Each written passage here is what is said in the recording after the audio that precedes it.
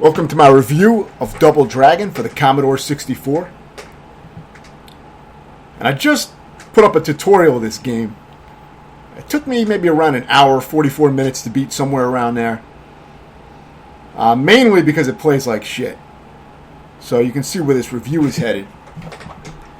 But mainly in this game, you have a few moves. You have your elbow, punch, kick. You can, get a bat that you can swing at enemies. I believe there's jump kicks, but I only use the elbow and the regular kick. And that was it for the entire game. So you're going to see in the tutorial I explain all that, but the only time I use the kick is for the larger Abobo enemies. And that seems to work best on them, but for everything else it's just elbows, which seem to do the most damage and are the most effective for taking out all the enemies. They really fall for that shit. But because of really shitty hit detection, there's a large space whenever you do the elbow. You'll see when I do the elbow, if there's not a certain gap between me and the enemy's elbow, the enemy won't get hit.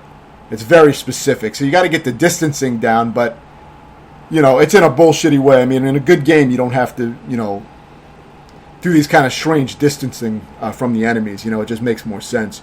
If the elbow actually does touch the enemy physically, the enemy won't get hit. At least in my experience, I don't remember ever seeing the elbow connect when it actually touches the enemy, as it should in most games. That's how it would work. But in this game, you got to have a space between you and the elbow, so it's kind of weird. And the same thing for when the enemies hit you. A lot of times, it doesn't look like the hits are connecting with you, but you'll go flying. If you do manage to get hit, you go flying across the screen really far most of the time. So make sure you're away from any pits or anything like that. For the Abobos, all you have to do is just get them within range of your kick. Once you know the distancing, you can easily take them out each time. And you just kick them a bunch of times until they die, basically. You have 9 lives to beat the entire game. It's 2 continues. I believe you start with 3 lives and then you get 2 other continues. So yeah, you can use pits to your advantage as usual, but if you are on the wrong side of a pit, of course, you're going to get knocked in very easily if the enemy gets a hit on you. Usually you'll go flying into the pit. That's the main way of dying in this game for me. Sometimes you also get sandwiched by enemies on both sides, and they'll beat the shit out of you too, so that's another way to die. A lot of times you can't utilize the pits, even if you see them on screen, because the screen has to be scrolled. There's invisible walls, basically, and if the screen isn't scrolled a certain way, the pit you won't even be able to use it. So, I mean, there's a lot of broken shit like that, but, you expect that on some of these older games, so, I mean, it's not a surprise. As you get farther in the game, you fight the same maybe 3 different enemy types, but they get more faster and aggressive. That's about it. They do have slight differences, even though they look similar but have different colored clothes mainly. They actually fight a little bit differently. The green guys will home into you, and they move the fastest of any enemy in the game, and they'll kind of home into your position very aggressively. So when you have one on either side of you, that's one of the hardest situations to deal with, because you really have to know the spacing of the elbow. Now, there's one platforming section, and the jump button is actually on the keyboard, not on the controller. So for that, make sure you're walking with the controller and then hit space on the keyboard at the right time, and you'll jump over that gap. That's the only platforming part in the entire game, luckily, because it's kind of weird to use the space bar on the keyboard while you're holding the controller. And see, if you'll see here, I get hit and I get knocked into the water. It's very easy to do that in this game because you go flying very far if you get hit.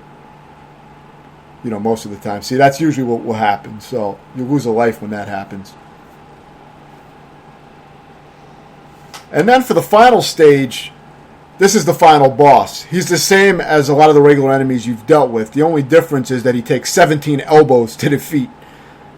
And I didn't count any other types of attacks or anything. I just used the elbow. But it took 17 elbows to defeat him. So there's no Machine Gun Willie like in the arcade game. There's no traps in the final stage, which, is actually a good thing. The traps were kind of cheap in all the ports of the game and the arcade version. But aside from that, very, very shitty game overall.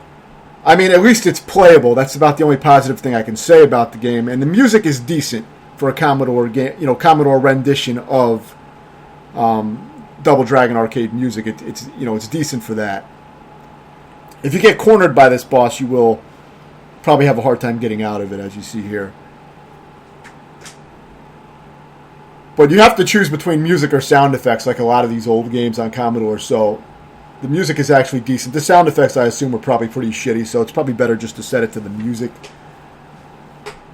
But after about 17 elbows, you will defeat the final boss.